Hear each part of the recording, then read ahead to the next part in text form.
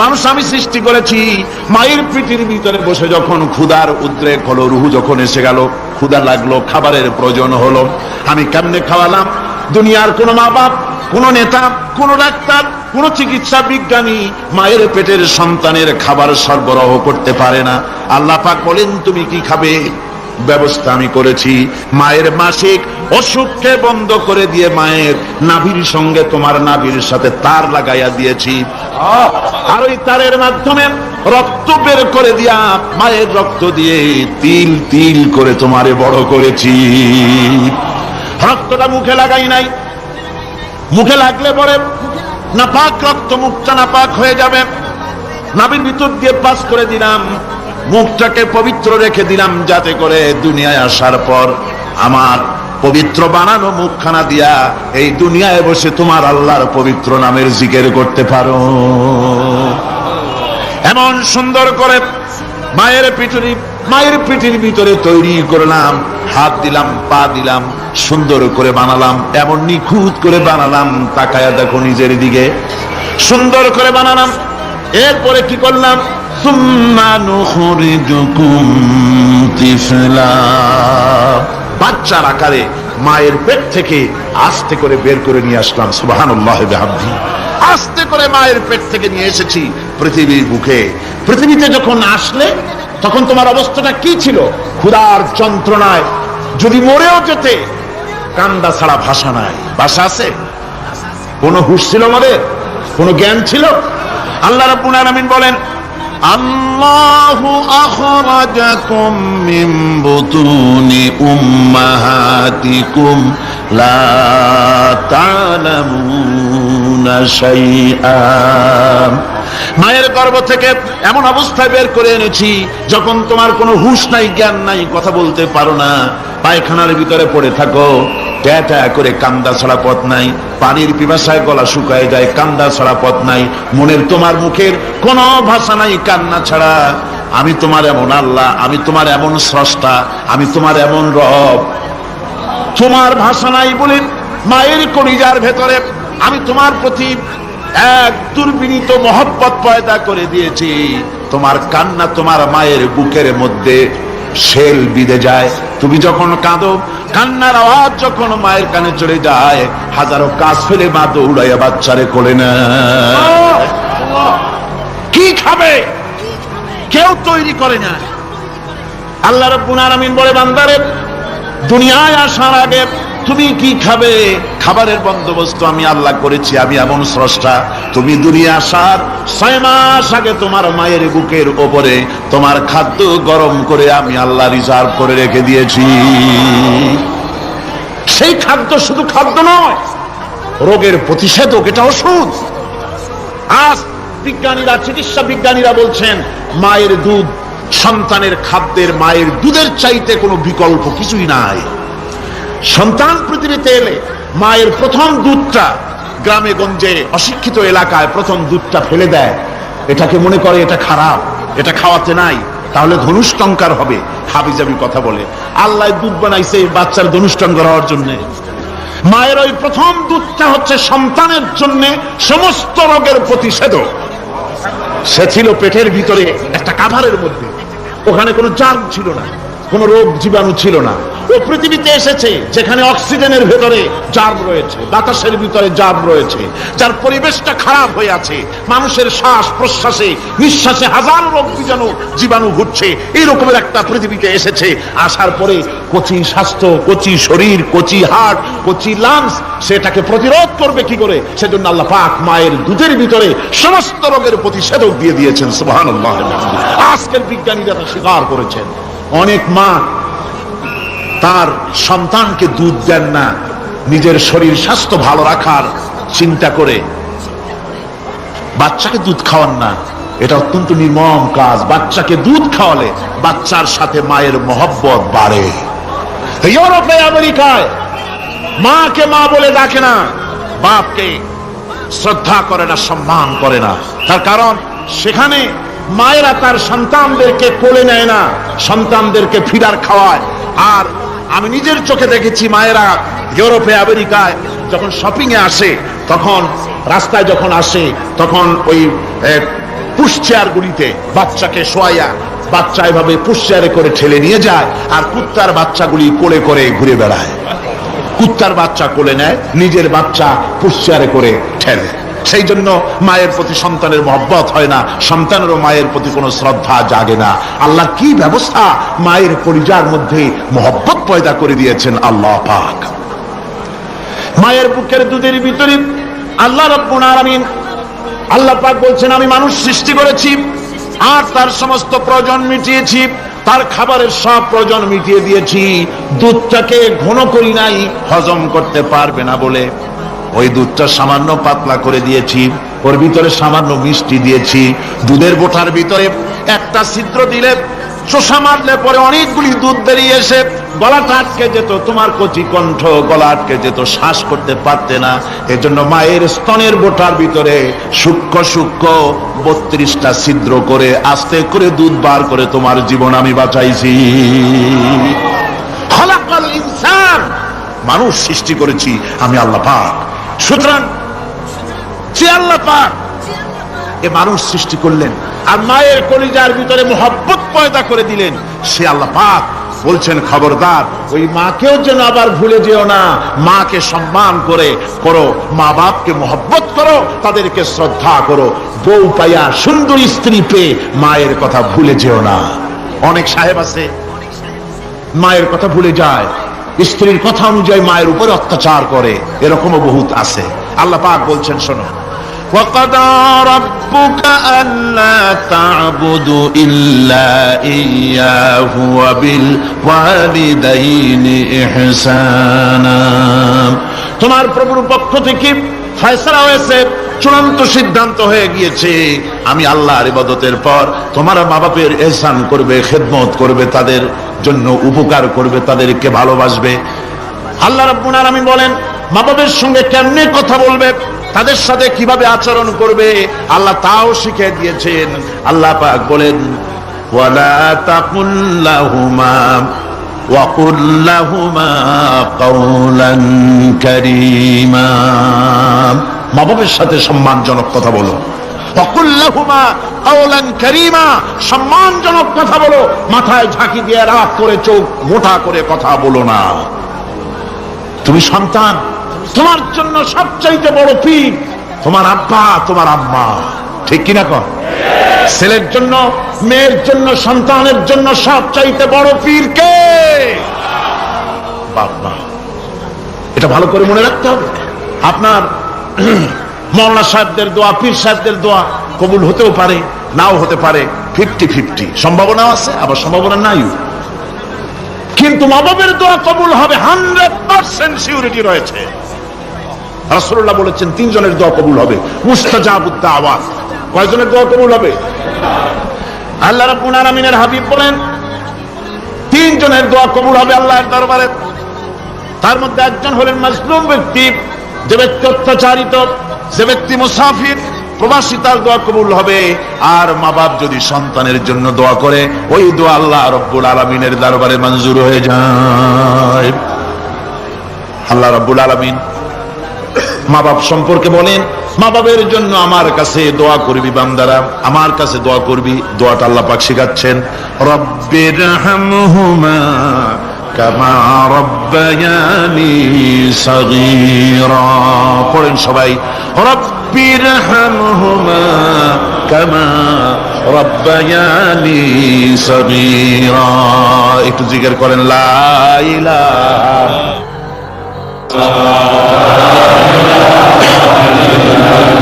লা ইলাহা ইল্লাল্লাহ, লা ইলাহা ইল্লাল্লাহ, লা ইলাহা ইল্লাল্লাহ, লা ইলাহা ইল্লাল্লাহ মুহাম্মাদুর রাসূলুল্লাহ। আমার ভাইরা, আল্লাহ পাক শিখাচ্ছেন, বান্দা তোর মা বাপের জন্য আমার কাছে দোয়া কর। আল্লাহ রব, আয় আমার প্রভু, আমার মা বাপ যেমন ছোটবেলায় আমাকে স্নেহের কোলে লালন পালন করেছে, আয় আমার আল্লাহ তুমি আমার মা বাপকে তোমার রহমতের কোলে লালন পালন করো। আল্লাহ শিখাই দিয়েছেন। আমার ভাইরা, প্রত্যেক নামাজের পরে এই দোয়াটা ভুলে যাবেন না। ভুলে যাবেন? ভুলে যাবেন? আমার ভাইরা, আমার বোনেরা, সবাই প্রত্যেক নামাজের পরে পড়বেন রাব্বিরহামহুমা কামা রাব্বায়ানি সগীরা। এই দোয়া করতে কেউ ভুলে যাবেন না। আল্লাহ রাব্বুল আলামিন বলে বান্দারে وَوَصَّيْنَا الْإِنسَانَ بِوَالِدَيْهِ إِحْسَانًا حَمَلَتْهُ أُمُّهُ كُرْهًا وَوَضَعَتْهُ كُرْهًا। আল্লাহ পাক বলেন, আমি পৃথিবীর সমস্ত মানব মণ্ডলীকে উপদেশ দিয়েছি, মা বাপকে সম্মান করো, শ্রদ্ধা করো, তাদের উপকার করো। তার কারণ হলো তোমার মা তোমাকে গর্ভে ধারণ করেছে অত্যন্ত কষ্টের সাথে। আল্লাহ বলতেছেন, মা তোমাকে গর্ভধারণ করেছে অত্যন্ত কষ্টের সাথে, এরপরে তোমাকে ডেলিভারি করেছেন অত্যন্ত কষ্টের সাথে, তোমাকে ডেলিভারি করেছেন। গভীর রাত্রে মানুষ সব ঘুমায় যায়, গর্ভবতী মা ঘুমাতে পারে না, সন্তান পেটের ভিতরে হাঁটু দিয়া গুতা মেরেছে, পা দিয়া লাথি মেরেছে। মা চরম শীতের রাত্রে, প্রচন্ড শীতের রাতে গায়ের লেপটা সরাই দিয়া মা একবার দাঁড়ায় আর একবার বসে, একবার দেওয়ালের সাথে হেলান দিয়া দাঁড়ায়, কষ্ট করে রাতটায় কাটায় দেয়। আবার সারাদিন সংসারের জন্য কাজ করেছেন, রান্না বান্না করেছেন, মা সকলকে খাওয়াইয়া মা শেষের দিকে খেতে গেছেন। যখন নিজে খেতে গেলেন, খাবারের ক্ষুধা নিয়ে পেট ক্ষুধা নিয়ে খেতে বসেছেন, পেটের ভিতরে সন্তান লাথি মেরেছে, পেটের মধ্যে ঘুষা মেরেছে, হাঁটু দিয়া গুতা মেরেছে, ভরা পেটে পেটের ভিতরে সন্তান গুতা মারলো হাঁটু দিয়া, মাথা দিয়া। মা ক্ষুধা রয়েছে, পেটে খেতে পারলেন না, বেদনা শুরু হয়েছে। খাবারের থালাটা ছেড়ে দিয়ে মা দাঁড়ালেন, বসলেন, চোখের পানি ফেললেন। এভাবে করে মা একটা দুইটা দিন নয়, 10টি মাস পর্যন্ত সন্তানটাকে পেটের মধ্যে নিয়ে, একটা জীবিত মানুষ আর একটা জীবিত সন্তান পেটের মধ্যে নিয়ে নড়াচড়া করছেন, চলাফেরা করছেন। কিতাবের মধ্যে এসেছে, রাতের বেলায় মা যে ঘুমাতে পারেন না, সন্তানের নড়াচড়ার কারণে রাতভর ইবাদত করলে যত সওয়াব পাওয়া যেত, আল্লাহ ওই সওয়াব মায়ের আমলনামায় লিখে দেন। সন্তান পেটে থাকার কারণে খেতে পারে না, পেট ভরে ক্ষুধায় কষ্ট পায় মা। এই জন্যে 10 মাস ধরে রোজা রাখলে যে সওয়াব হতো, আল্লাহ রাব্বুল আলামিন মায়ের আমলনামায় রোজার সওয়াব লিখে দেন। 10 মাস পুরে গেল, সন্তান ডেলিভারির সময়ে চলে এলো। মায়ের মন বিমর্ষ, সন্তান ডেলিভারি হবে, না জানি মরে যাই নাকি, না জানি অপারেশন লাগে নাকি, কি অবস্থা হবে। মা খেতে পারে না, মুখটা শুকায়া যায়। ডেলিভারির সময় যখন আসে, মা বাবার কাছ থেকে বিদায় নিয়ে যায়, স্বামীকে একান্তে গোপনে ডেকে নিয়ে বলে, প্রাণের স্বামী, দীর্ঘদিন একসঙ্গে ঘর কন্যা করেছি, অপরাধ হয়ে যেতে পারে, আমারে মাফ করে দিও। আমার মনে হয় এবার আমি আর বাঁচবো না। সংসার থাকলো, চাবি থাকলো, সব বুঝে নাও, আমারে মাফ করে দিও। মা চলে গেল সতিকা গৃহে, ক্লিনিকে চলে গেল, অপারেশন থিয়েটারে চলে গেল, অথবা ডেলিভারির জায়গায় চলে গেল। ডেলিভারি পেইন শুরু হয়ে গেল, বেদনা শুরু হয়ে গেল। এক একটা বেদনা যেন মায়ের এক একটা মৃত্যু যন্ত্রণা শুরু হয়ে যায়। এমন যন্ত্রণা, প্রসব বেদনা দুনিয়ার ভুক্তভোগী মা ছাড়া আর কেউ জানে না। এই চরম বেদনার ভেতর দিয়ে, চরম কষ্টের ভিতরে মা যখন একটা বাচ্চা প্রসব করলো, জিহাদের ময়দানের মতো মা রক্তাক্ত হয়ে গেলেন, সন্তান দুনিয়ায় এলো। মা তখন অস্থির থাকেন। এত বড় বিরাট কষ্টের ভিতরে আল্লাহ রাব্বুল আলামিন বলেন, সন্তান যখন ডেলিভারি হয়ে গেল, মায়ের মনের ভিতরে আমি তখন এই ফিলিংস, এই টেন্ডেন্সি জাগ্রত করে দিই, দেখ কি হয়েছে। মা তখন দেখতে চায় কি হয়েছে। মায়ের সামনে যখন এত কষ্টের, হৃদয় বিঙ্গলানো, কলিজার 32টি নাড়ি ছেঁড়া যন্ত্রণার সন্তান যখন মায়ের চোখের সামনে আসে, আল্লাহ পাক বলেন, মা যখন তার ছেলের মুখের দিকে তাকায়, মেয়ের মুখের দিকে তাকায়, আল্লাহ বলেন 10 মাসের পেটে ধরা কষ্ট আর ডেলিভারির সব কষ্ট মায়ের মন থেকে মুছে ফেলে দেই। আল্লাহ রাব্বুল আলামিন বলেন, খবরদার দুনিয়ার মানুষ, এমন মায়ের সাথে নাফরমানি করবি না, এ মায়ের সাথে নাফরমানি করবি না, মাকে সম্মান করবি, মার কাছে দোয়া চাবি। দুনিয়ায় যদি সম্মান চাও, রিজেক্ট চাও, মায়ের পায়ে ধরে কান্দো। মায়ের জাতি অনেক সম্মান তার। রাসূল করিম সাল্লাল্লাহু আলাইহি সাল্লামকে প্রশ্ন করা হয়েছে, হুজুর খেদমত করবো কার? হুজুর কয় মায়ের। তারপরে কার? হুজুর কয় মায়ের। তারপরে কার? হুজুর বলেন মায়ের। তারপরে কার? তোমার পিতার। 3 গুণ। তোর মায়ের মর্যাদা 3 গুণ বেশি, তোর বাবার চাইতে মর্যাদা বেশি। সুবহানাল্লাহ বলে। আর আজকে ইসলামের শত্রুরা তারা বলে যে ইসলাম নারীর অধিকার আদায় করে নাই। নারীর অধিকার ইসলাম দেয় নাই তো কে দিয়েছে? আমার বন্ধুগণ, বিশ্বনবী জনাব মুহাম্মদ রাসূলুল্লাহ সাল্লাল্লাহু আলাইহি ওয়াসাল্লাম মসজিদে নববীর ভিতরে বসে আছেন। এক বৃদ্ধা মহিলা মসজিদের মধ্যে প্রবেশ করলেন। হুজুর বৃদ্ধাকে দেখে দাঁড়ায় গেলেন, বিশ্বনবী বুড়ি মেয়ে লোককে দেখে দাঁড়ায় গেলেন। আল্লাহর নবী বুড়িকে দেখে দাঁড়ালেন। বুড়ি যখন কাছে এলেন, আল্লাহর নবী নিজের গায়ের চাদর বুড়ির জন্য বিছায়া দিলেন। বুড়ি বসলেন। এরপরে কথাবার্তা সারার পর বুড়ি যখন বিদায় হবেন, হুজুর আবার দাঁড়ালেন। বুড়ি মহিলা চলে গেলেন। সাহাবায়ে কেরাম বলেন, ইয়া রাসূলুল্লাহ, কিছুই বুঝলাম না, একজন বৃদ্ধা মহিলার জন্য বিশ্বনবী দাঁড়ান আর গায়ের চাদর বিছান, আমরা বড় আশ্চর্য হয়ে গেলাম। নবীজি বলেন, ও আমার সাহাবীরা, তোমরা জানো না এই মহিলাকে চিনতে পারো নাই? আমি আমার মায়ের দুধ আমার জীবনে কিসমতে তেমন হয় নাই। আমি আমার মায়ের দুধ তেমন কিসমতে পাই নাই। যার বুকে দুধ খেয়ে, যার কোলে কাখে চড়ে আমি বড় হয়েছি, আমার সেই দুধ মা ইনি হযরতে হালিমাতুস সাদিয়া। আমার সেই দুধ মা।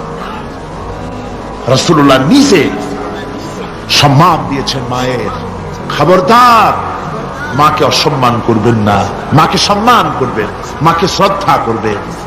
আমার বন্ধুগণ, আলেম ওলামা পীর বুজুর্গদের জন্য হাদিয়া তো দেন, আপনারা কোনো নিষেধ নাই, দেন। হাদিয়া দেওয়াও সুন্নত, নেওয়াও সুন্নত, দিবেন, আমি কোনো নিষেধ করি না। কিন্তু আমি বলতে চাই, পীর বুজুর্গদের কাছে, আলেম ওলামাদের কাছে হাদিয়া দিয়া আল্লাহরে যত না খুশি করতে পারবেন, এই ডালিম বেদানার মৌসুমে বেদানা একটা ভেঙে নিজ হাতে যদি মায়ের মুখে তুলে দেন, আল্লাহর আরশ খুশি হয়ে যাবে, আল্লাহর আরশ আজিম খুশি হয়ে যাবে, আল্লাহ পাক খুশি হয়ে যাবে। মায়ের খাওয়াও, বাপ তো খাওয়াও, তোমার সবচেয়ে বড় পীর তিনি। সুবহানাল্লাহ, সুবহানাল্লাহ। মা বাপ যদি একটু দোয়া করে দেয়, তোমার জিন্দেগির কাম শেষ। একটু বদদোয়া করলে জাহান্নামে যাবা।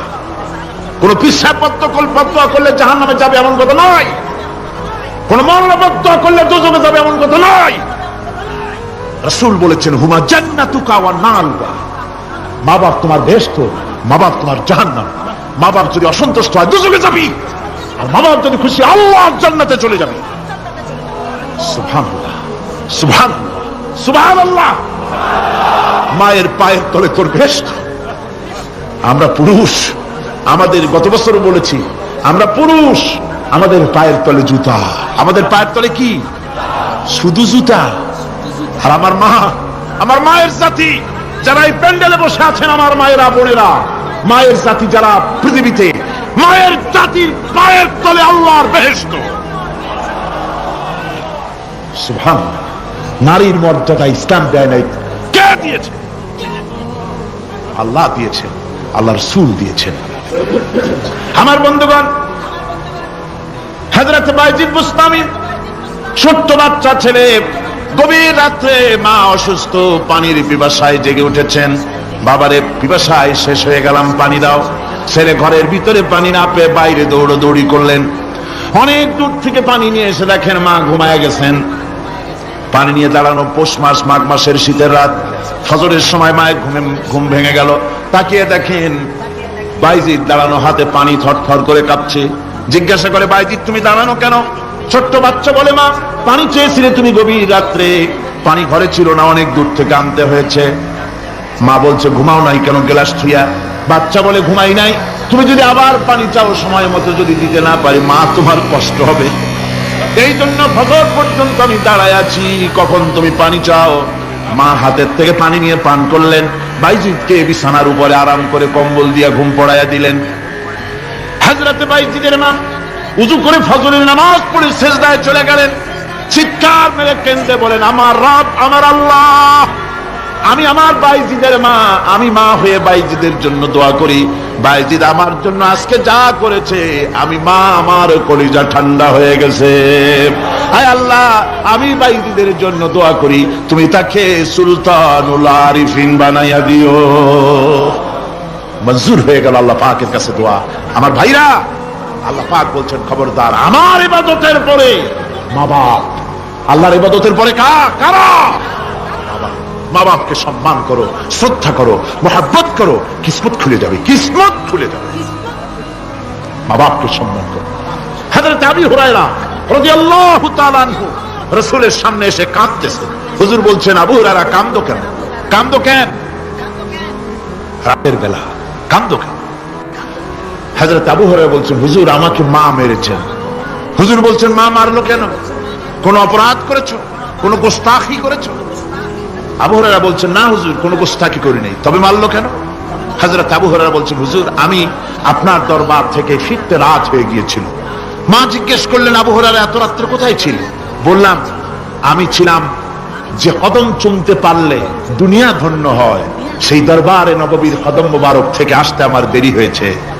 আমার মা মুশরিকা, আপনার নাম শুনে তার গায়ে আগুন জ্বলে উঠলো, আমাকে ধরে মারা আরম্ভ করলো। বলল, হয় আমার বাড়ি ছাড়বি, আর না হয় মুহাম্মদ সাল্লাল্লাহু আলাইহি ওয়াসাল্লামের দরবার ছাড়বি।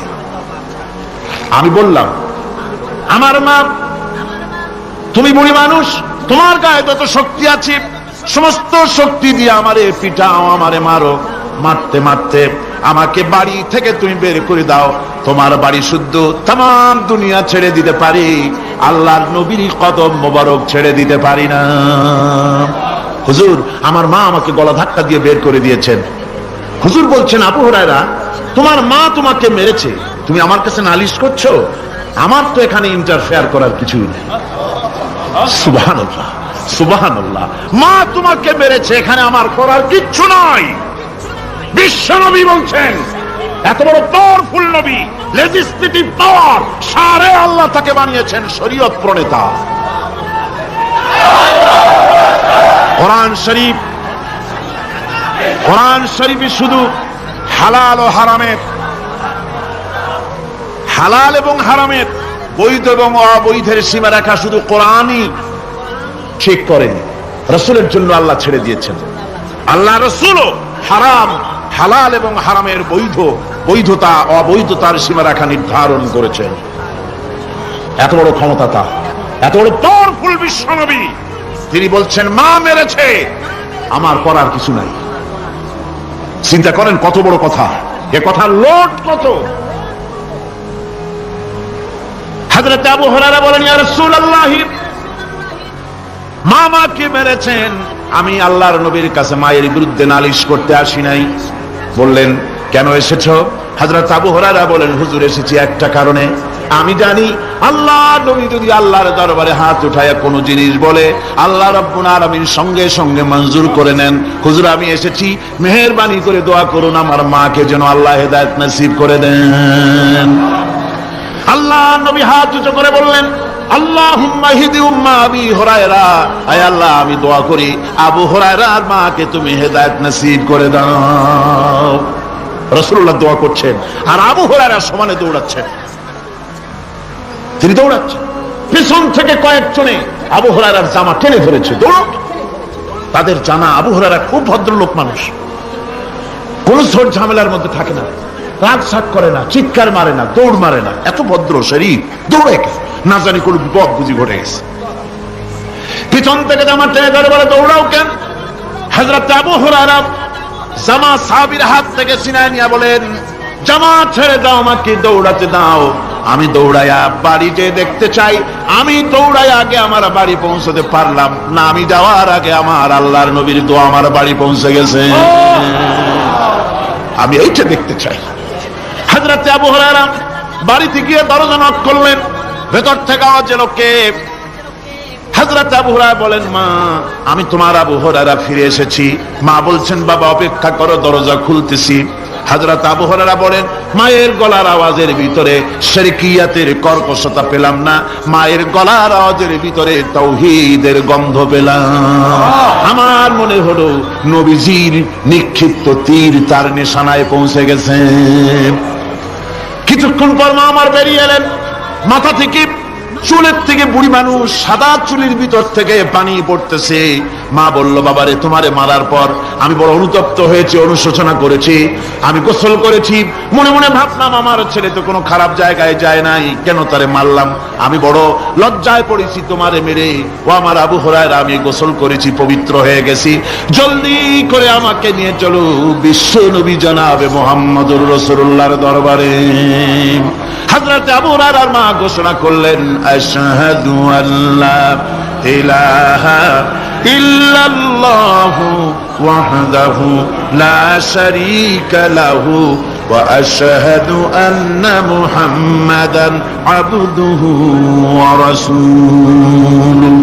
আমার ভাইরা, মা বাপ সবচেয়ে সম্মানের জিনিস। আল্লাহর ইবাদতের পরই মা বাপের খেদমত করতে হবে। আল্লাহ পাক বলছেন, বান্দারে দেখ, মায়ের পেট থেকে আনলাম, মায়ের বুকের মধ্যে মহব্বত পয়দা করলাম, এত মহব্বত দিলাম তোর উপরে,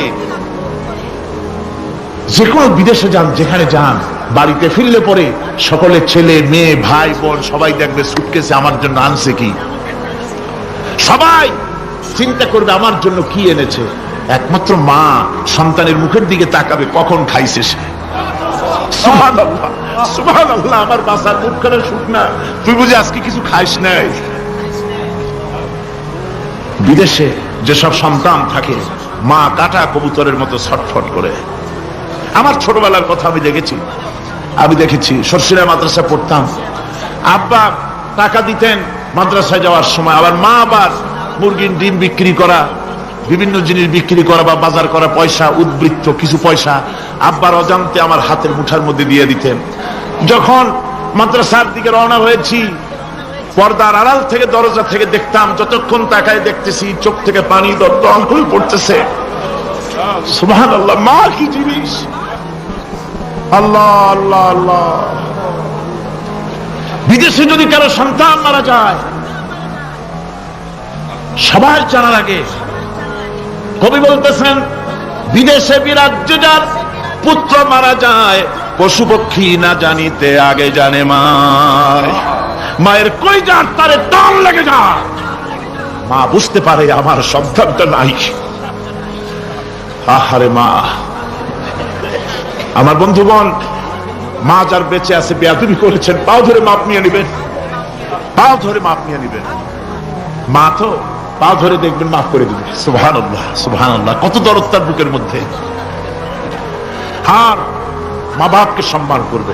যাক, এই বিষয়ের উপরে আমি আর যেতে চাই না, শুধু আমি আপনাদের বললাম, এই বিশাল জনতাকে বললাম, সবচাইতে বড় পীর আপনার জন্য আপনার মা বাপ। সবচাইতে বড় পীর কে? মা বাপ। সন্তুষ্ট করেন, রুজিতে অভাব ঘটবে না, কোন মাজারে গিয়ে সেজদা দেওয়া লাগবে না, আল্লাহর কসম, মাজারে যাই চাওয়া লাগবে না।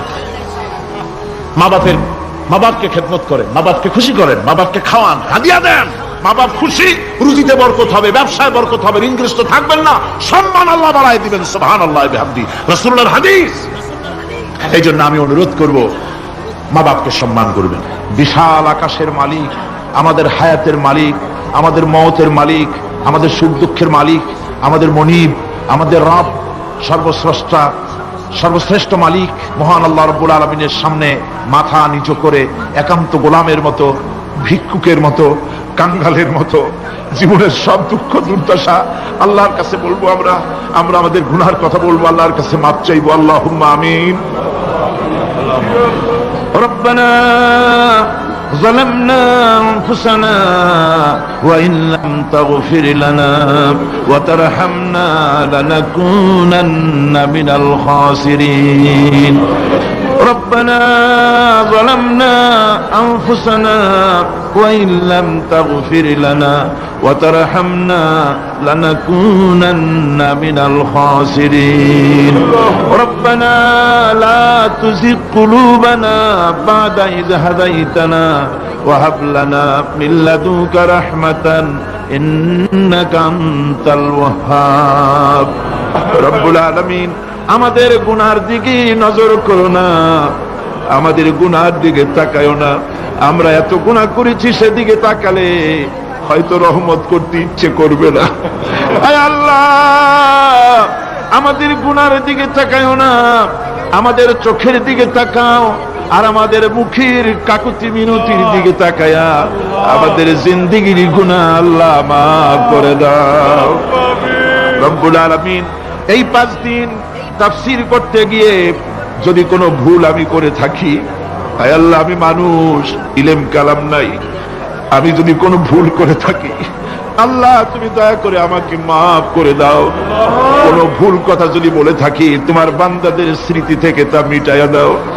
আয় আল্লাহ, হক কথা যা বলেছি, কোরআনের কথা, হাদিসের কথা, তিলাওয়াত যা হয়েছে, জিকির আজগার হয়েছে, আল্লাহ এতে তুমি খুশি হয়ে যে সওয়াবটুকুন দিবে, আল্লাহ দয়া করে সওয়াবটুকুন সরওয়ারে কায়নাত আশরাফুল আম্বিয়া সাইয়্যিদুল মুরসালিন রাহমাতুল লিল আলামিন জনাবে মুহাম্মদুর রাসূলুল্লাহ সাল্লাল্লাহু আলাইহি ওয়াসাল্লামের রূহ মুবারকে পৌঁছায়া দাও। রব্বুল আলামিন, तमाम পৃথিবীর মাটির নিচে যত মুমিন মুমিনাত শুয়ে আছে, আল্লাহ তাদের আরওয়ার পরে সওয়াব পৌঁছায়া দাও। রব্বুল আলামিন, আমরা বড় গুনাহগার। এই মুহূর্তে মনে পড়ে গেল আমাদের আব্বাজানের কথা, আমাদের মার কথা মনে পড়ে গেল। আল্লাহ, আয় আল্লাহ, আমাদের আব্বাজান যারা কবরে চলে গেছে, আমাদের জন্য কত কষ্ট করেছেন, আল্লাহ বাপজানের কবরটাকে বেহেশত বানাইয়া দাও। রব্বুল আলামিন, আব্বার কথা কি বলা যায়? আমাদের মানুষ করার জন্য কত কষ্ট করেছেন, কত মিথ্যা মামলা করেছেন, কত বাড়ি ঘর করে গেছেন আমাদের জন্য। একটা পয়সা নিয়ে যান নাই, কিছু নিয়ে যায় নাই, খালি হাতে চলে গেছে। আল্লাহ বাপজানের কবরটা বেহেশত বানাইয়া দাও। রব্বুল আলামিন, জনম দুঃখিনী মা, আমাদের বাচ্চাদের বিদায় হয়ে গেছে, আল্লাহ বেহেশতের বাগান বানাইয়া দাও কবরটারে। আল্লাহ কবরগুলিকে জান্নাতুল ফেরদাউস বানাইয়া দাও। রব্বির হামহুমা কামা রব্বায়ানি সগীরা, রব্বির হামহুমা কামা রব্বায়ানি সগীরা। আল্লাহ রব্বির হামহুমা, তুমি তো রহমান, রব্বায়ানি সগীরা, তুমি জব্বার, আল্লাহ তুমি সত্তার, আমাদের দিকে তুমি মুহাইমিন, তুমি মুমিন, তুমি মুতাকাব্বির, তুমি সত্তারুল উয়ুব। আল্লাহ আমাদের দিকে তাকাও, আমাদের দিকে তাকাও। আয় আল্লাহ, এইভাবে করে মায়ের কাছে দাঁড়ায়া যদি মা মা বলে যদি কাঁদতাম, এমন নিষ্ঠুর মা নাই যে কোলে না নিয়ে পারে। আল্লাহ, মায়ের চাইতে লক্ষ গুণে মায়া তোমার বেশি, আমাদেরকে রহমতের কোলে টেনে নাও। আয় আল্লাহ, যত মানুষ মাহফিলে হাত উঁচু করছে, যত গুনাহ আছে, আজকের মাঠ থেকে কেউ যেন গুনাহ নিয়ে বাড়ি না যায়। আল্লাহ, আমাদের শিরক গুনাহ মাফ করো, আমাদের বেদাতের গুনাহ মাফ করো, চুরি ডাকাতির গুনাহ মাফ করো, মানুষ হত্যা করার গুনাহ মাফ করো, জিনা করার গুনাহ মাফ করো।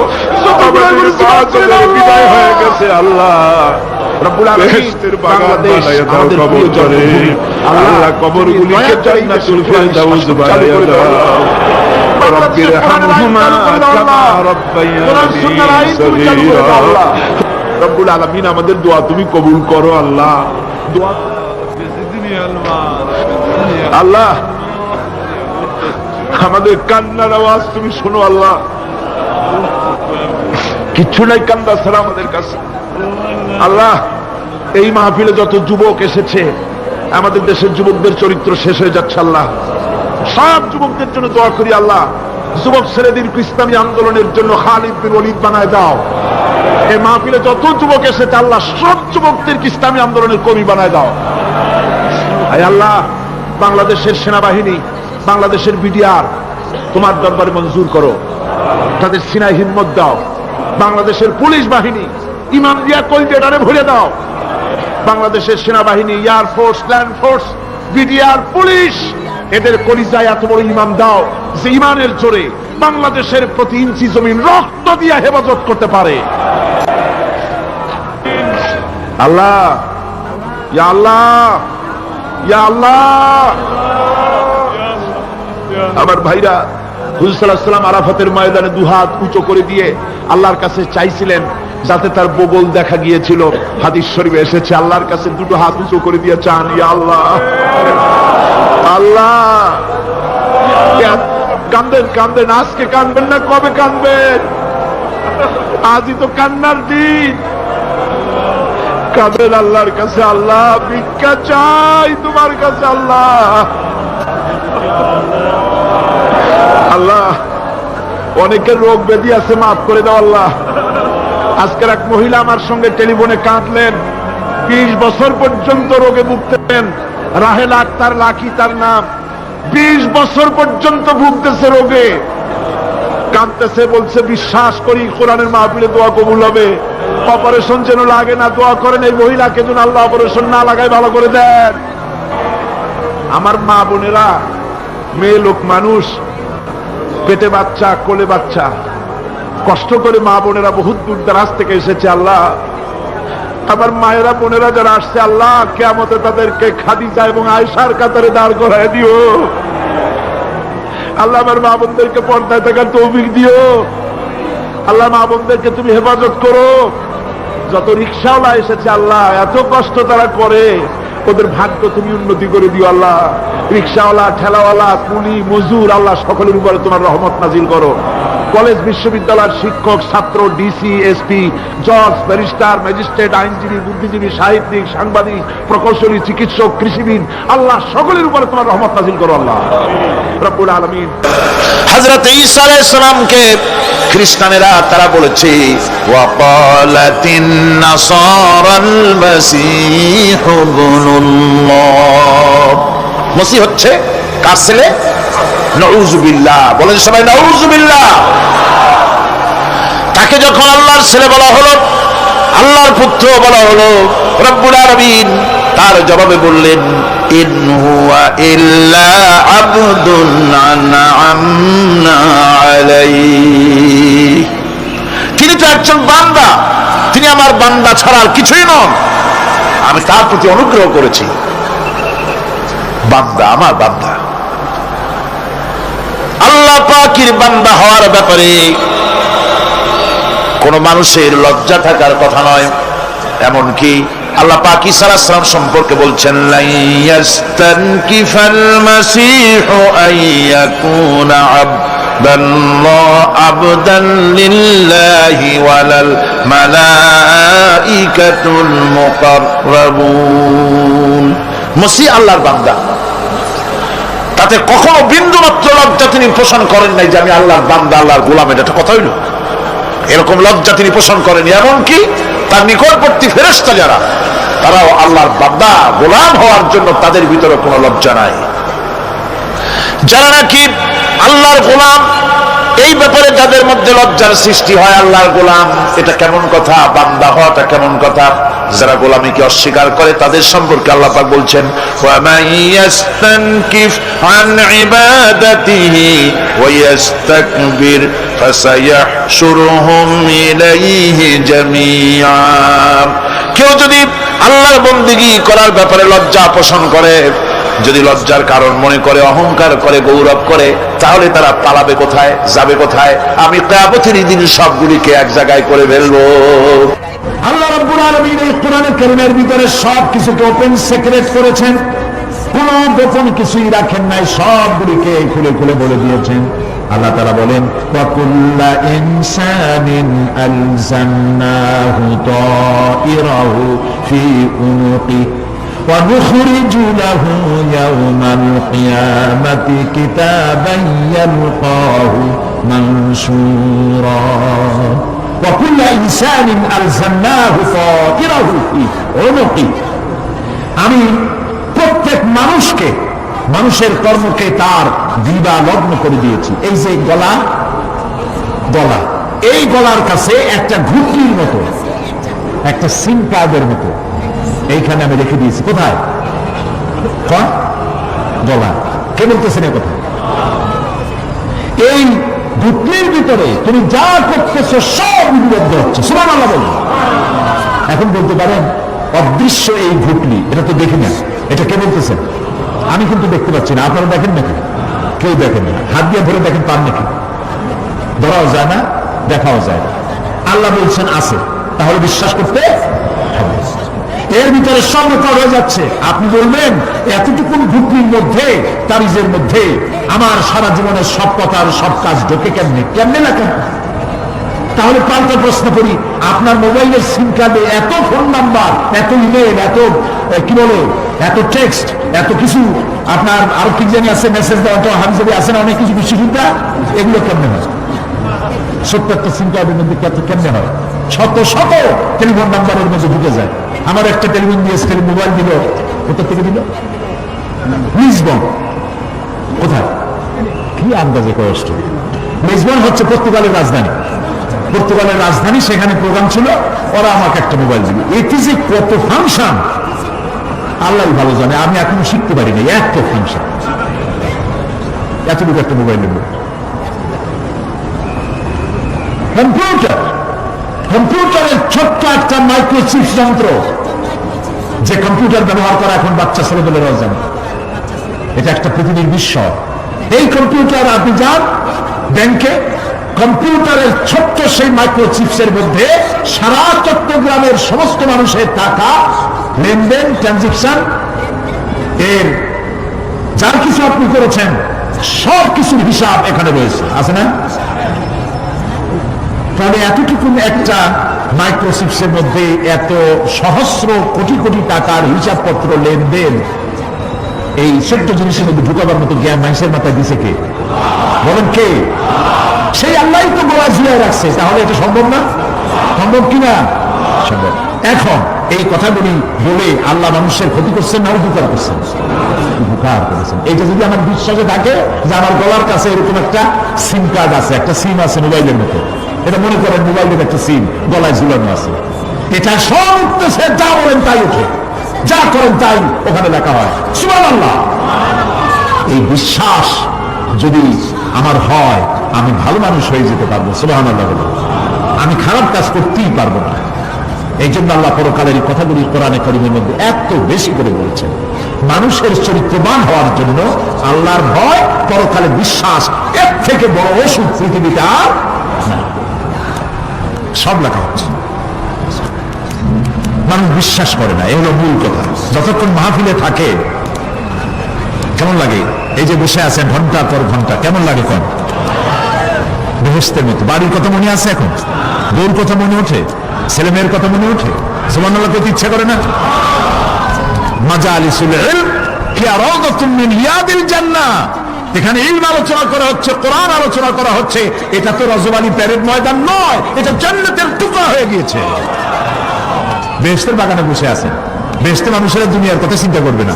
দুনিয়া কি? এটা তো পায়খানা। এখানে আসছিল পায়খানা করার জন্য, এটা পায়খানা।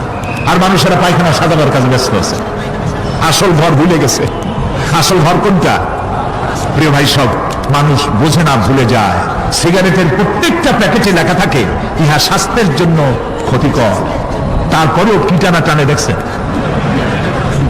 বিশ্বাস করেন না, দাস হয়ে গেছে। এই আমলনামা তৈরি হচ্ছে, হঠাৎ করে কিয়ামতে বানায় দেওয়া হবে না। আপনার আমার বডির সাথে লাগানো ওই সিম কার্ডে সব লেখা হয়ে যাচ্ছে। কিয়ামতের দিন এগুলি হাতে দেওয়া হবে, আর আল্লাহ তাআলা বলবেন, ইকরা কিতাবাকা কাফা বিনাফসিকাল ইয়াউমা আলাইকা হাসিবা। ইকরা কিতাবাক, তাকে বলা হবে এবার তুমি পড়ো। কাফা বিনাফসিকাল ইয়াউমা আলাইকা হাসিবা, তোমার এই কিতাব পড়ো, আর তোমার এই হিসাব গ্রহণ করার জন্য কিতাবটা ভালো করে পড়ো।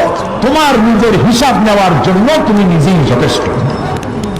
তুমি দোজখে যাবা না বেহেশতে যাবা, তুমি নিজেই সিদ্ধান্ত নাও কোথায় যাবা। তোমার নিজের কি করছিলা এখন তুমি দেখো। এই জন্য আমি বলি মাঝে মধ্যে আমরা এখন হিসাব করতে পারি এখানে বসে আছি। আমাদের কি হওয়া উচিত? ছোটবেলার কথা মনে আছে? নাই, মনে নাই? এই যে স্কুল থেকে পলাইছিলেন, তারপরে 2 দিন পর স্কুলে গিয়ে হাজির হয়েছেন, মাস্টার জিজ্ঞেস করলো গতকাল আসো নাই কেন? তখন বললেন মা বলেছেন আমার নাকি পেটে ব্যথা হয়েছিল। এইসব স্কুল ফাঁকি দেওয়া, মার খাওয়া, মানুষের বাড়ির লিচু খাইতে গিয়ে চুরি করে কিল খাওয়া, এসব ছোট ছোট কথা মনে পড়লে এখনো হাসি পায়। এসব কথা মনে আছে না? ছোট ছোট কথা, ছোট ছোট কথাগুলি যদি মনে থাকে তাহলে কোন হোটেলে, কোন বাগানে, কোথায় কোন পাপ করেছেন তা মনে নাই? এখন নিজে হিসাব করেন জায়গা কোথায় হওয়া উচিত, পাপ করেছেন কত, ভালো কাজ করেছেন কত, নিজে হিসাব করে দেখেন কোন দিকে যাবেন। আমরা নিজেরাই যথেষ্ট হিসাবের জন্য। আল্লাহ তাই বলবেন কিয়ামতের দিন ইকরা কিতাবা, তোমার কিতাব তুমি পড়ো, তোমার হিসাব নেওয়ার জন্য তুমিই যথেষ্ট। আহারে, আল্লাহ রাব্বুল আলামিন বলেন وأشرقت الأرض بنور ربها ووضع الكتاب وجاء بالنبيين والشهداء بينهم بالحق وهم لا يظلمون। পৃথিবী তার রবের নূরের ঝলকানিতে উদ্ভাসিত হবে। সুবহানাল্লাহ, সুবহানাল্লাহ। আল্লাহর নূরের ঝলকানিতে গোটা পৃথিবী উদ্ভাসিত হয়ে যাবে। আমলনামা তুলে ধরা হবে, পয়গম্বর এবং সাক্ষীগণকে হাজির করা হবে এবং সকলের প্রতি সুবিচার করা হবে, তাদের কারো প্রতি জুলুম করা হবে না। আল্লাহ গ্যারান্টি দিচ্ছেন কারো প্রতি জুলুম করা হবে না। সুতরাং হে মানুষেরা, ইয়া আইয়ুহাল ইনসানু ইন্নাকা কাদিহুন ইলা রাব্বিকা কাদহান ফামুলাকি। হে মানুষ, তোমার পালনকর্তা পর্যন্ত পৌঁছতে তোমাকে অনেক কষ্ট করতে হবে, এরপর তুমি তার সাক্ষাৎ পাবে। কিয়ামতে তোমার সাক্ষাৎ হবে। কাজী তোমার নিজের আমলকে সুন্দর করে আমলকে তৈরি করে নাও। فَأَمَّا مَنْ أُوتِيَ كِتَابَهُ بِيَمِينِهِ فَسَوْفَ يُحَاسَبُ حِسَابًا يَسِيرًا وَيَنْقَلِبُ إِلَى أَهْلِهِ مَسْرُورًا। সুবহানাল্লাহ। যার ডান হাতে আমলনামা দেওয়া হবে, কিয়ামতের দিন আমলনামাগুলি উড়িয়ে দেওয়া হবে ইমানদারের সামনের থেকে। কোন হাতে? আর বেঈমানের পিছন থেকে বামে। এই আমলনামা যখন যার ডান হাতে আমলনামা পৌঁছে যাবে, তার হিসাব নিকাশ সহজ হয়ে যাবে। আমলনামা হাতে করে আনন্দ চিত্তে সে আপন পরিবারের সঙ্গে মিলিত হতে পারবে। সুবহানাল্লাহ। আল্লাহ কিয়ামতের দিন দয়া করে আমাদের আমলনামা আমাদের ডান হাতে দিয়ে দিও। আল্লাহ তাআলা দয়া করে আমাদের হাতে, আমাদের ডান হাতে আমাদের আমলনামা দিও। দয়া করে আমাদের আমলনামা আমাদের ডান হাতে দিও। আনন্দ চিত্তে পরিবারের সঙ্গে দেখা করে সব পরিবার, মা বাপ, স্ত্রী পুত্র পরিজন, ভাই বোন, বন্ধু বান্ধব নিয়া এক জান্নাতে থাকার তৌফিক দিও। আয় আল্লাহ, বিগত 26 বছর যারাই মাহফিলে এসেছেন তাদেরকে নিয়ে এক জান্নাতে থাকার আমাদেরকে তৌফিক দিয়ে দিও। وَأَمَّا مَنْ أُوتِيَ كِتَابَهُ وَرَاءَ ظَهْرِهِ فَسَوْفَ يَدْعُو ثُبُورًا وَيَصْلَى سَعِيرًا। আর যার আমলনামা পিছন থেকে বাম হাতে আসবে, সে তো মৃত্যুকে আহ্বান করতে থাকবে, মৃত্যুকে ডাকবে। এর থেকে যদি মরে যেতে পারতাম তাও ভালো হইতো। তার আর উপায় থাকবে না, তার জায়গা হবে জাহান্নামে। নাউযুবিল্লাহ। আমরা সবাই বলি নাউযুবিল্লাহ। এরপরে আল্লাহ রাব্বুল আলামিন মিজান খাড়া করবেন, দাড়িপাল্লা। মিজান কি? দাড়িপাল্লা। ইনসাফ কি মুকদ্দাস তারাজু। ইনসাফের প্রতীক কি? তাও প্রতিবার না, জোরে বল না। এটা হচ্ছে ইনসাফের প্রতীক। সুপ্রিম কোর্ট ঢাকা, সুপ্রিম কোর্টের সামনে বিশাল দাড়িপাল্লা টানানো, দেখছেন না? মানুষেরা তো বোঝে না, গ্রাম দিয়ে লোকেরা যায়, যাই একটু দেখে কয়েকটি উড়ে বাবা জামাত ইসলামের এত বড় অফিস, দাঁড়িপাল্লা তো জামাত ইসলামের না, এটা ইনসাফের প্রতীক। তারা ক্ষমতায় গেলে ইনসাফ করবে এটা বোঝাবার জন্য এই প্রতীককে গ্রহণ করেছে। আল্লাহ যেন ইনসাফ করা, আল্লাহ যেন ইনসাফ করার তৌফিক দিয়ে দেয়। বলুন আমিন, জোরে বলুন আমিন। কিয়ামতের দিন, কিয়ামতের দিন এই দাঁড়িপাল্লা মিজান আল্লাহ তাআলা প্রতিষ্ঠিত করবেন, এবং এই মিজানে যার পূর্ণ পাল্লা ভারী হবে সে কৃতকার্য, আর যার পাল্লা হালকা হবে সব শেষ। আল্লাহ রাব্বুল আলামিন বলেন, وَنَضَعُ الْمَوَازِينَ الْقِسْطَ لِيَوْمِ الْقِيَامَةِ فَلَا تُظْلَمُ نَفْسٌ شَيْئًا وَإِنْ كَانَ مِثْقَالَ حَبَّةٍ مِّنْ خَرْدَلٍ أَتَيْنَا بِهَا وَكَفَى بِنَا حَاسِبِينَ। আমি কিয়ামতের দিন ন্যায় বিচারের মানদণ্ড স্থাপন করব, তখন কারো প্রতি অবিচার করা হবে না। যদি কোনো আমল সরিষার দাম মনে হয় আমি তা হাজির করবো, সুবহানাল্লাহ সুবহানাল্লাহ, এবং হিসাব গ্রহণের জন্য আমি যথেষ্ট। এবং হিসাব মানুষেরা মনে করবে এত মানুষ, আদম আলাইহিস সালাম থেকে নিয়ে পর্যন্ত, এখান থেকে নিয়ে কিয়ামত পর্যন্ত সব মানুষেরই তো উদ্দেশ্যে মানুষ হিসাব হবে নাকি? একজন একজন করে হিসাব হবে। আল্লাহ বলছেন, আল্লাহ সারিউল হিসাব, দ্রুত হিসাব নিতে সক্ষম। আল্লাহ নিজের কানে নিজে শুনবেন, অন্যের মাধ্যমে নয়, নিজে শুনবেন। প্রত্যেক আর আসামির কাছ থেকে, লোকদের কাছ থেকে তার বক্তব্য শুনবেন, ভায়া মিডিয়া শুনবেন না, নিজেই শুনবেন। আল্লাহ কান আছে না, চোখ আছে না? লোকেরা এই যে বইপত্রে লেখে আল্লাহ হচ্ছে নিরাকার, কত বড় বাজে কথা। আল্লাহ নিরাকার, আমরা এমন একটা আল্লাহর ইবাদত করি, তিনি আমাদের কিছু শুনতে পান না, কান পান নাই, তিনি আমাদের কিছু দেখতে পান না, এরকম এরকম নাকি আল্লাহ তাআলা? আল্লাহ তাআলা কোরআন শরীফে বলেছেন আল্লাহর হাত, আল্লাহর পা, আল্লাহর চোখ, আল্লাহর মুখ। তবে এগুলি কিরকম? আল্লাহর হাত, পা, চোখ কেমন, আকারটা কেমন? এর একটাই জবাব। কয়টা জবাব? জোরে বলে, একটাই জবাব, আল্লাহর যেমন হওয়া উচিত তেমন। সুবহানাল্লাহ বলে, সুবহানাল্লাহ বলে, এর থেকে আর কোনো জবাব নাই। এই একটাই জবাব, আল্লাহর যেমন হওয়া উচিত ঠিক তেমন।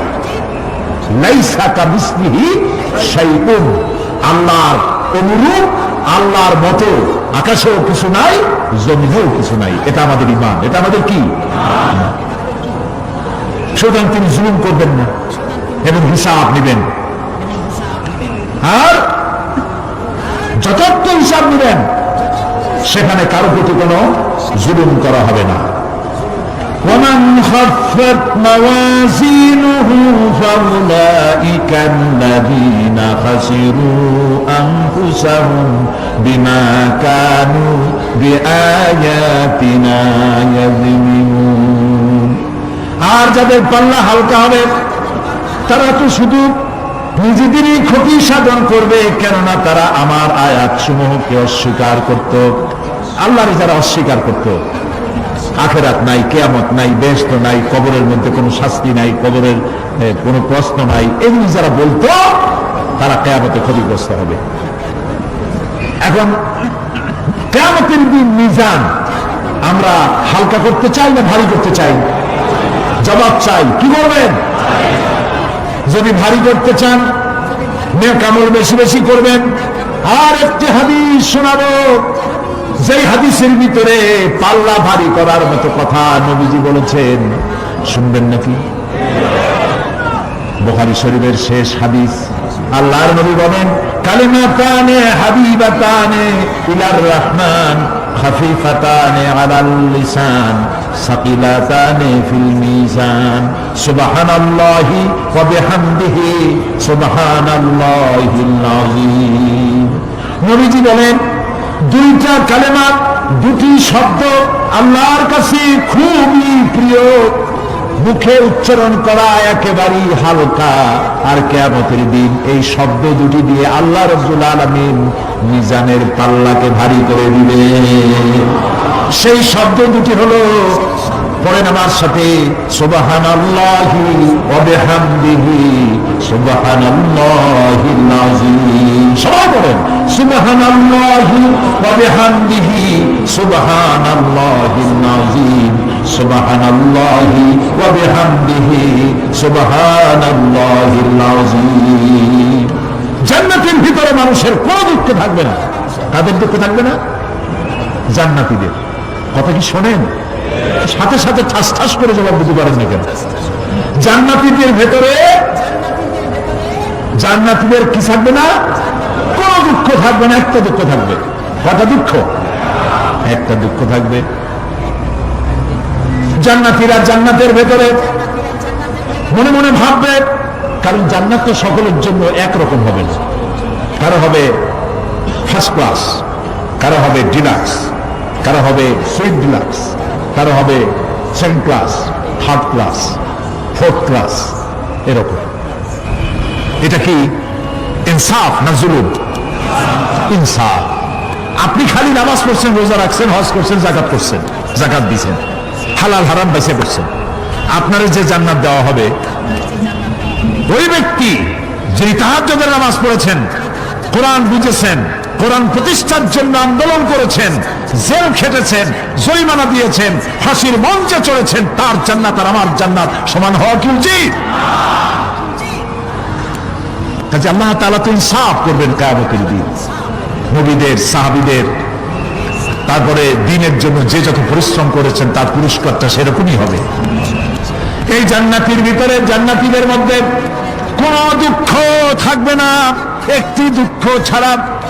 তারা মনে মনে ভাববেন, রব্বুল আলামিন, অমুক অমুক সময় চায়ের দোকানে বসে আড্ডা মেরেছিলাম, বাসের মধ্যে ঘন্টার পর ঘন্টা বসেছিলাম, আজে বাজে চিন্তা করেছি, সময় চলে গেছে ঘন্টার পর ঘন্টা। ওই সময়গুলিতে যদি তোমার নামের জিকির করতাম, তেলাওয়াত করতাম, তাহলে জান্নাতের ভিতরে আজ আমি আরো ভালো ভালো জায়গা পাইতাম।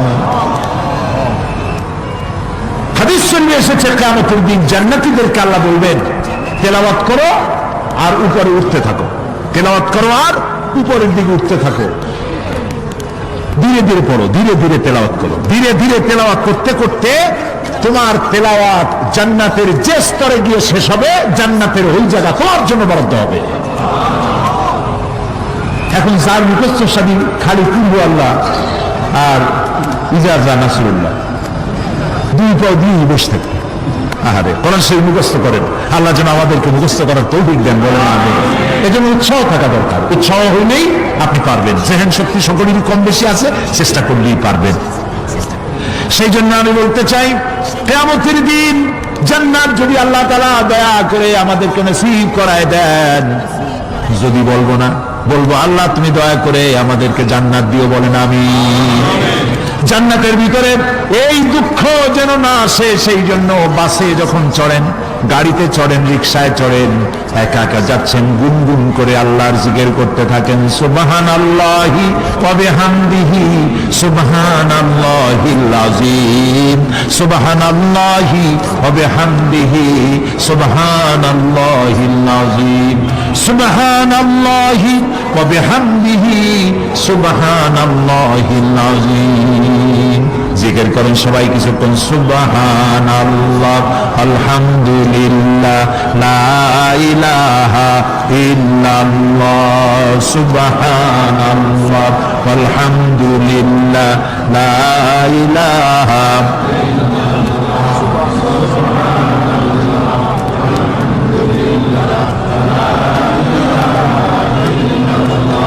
ভালো লাগে না?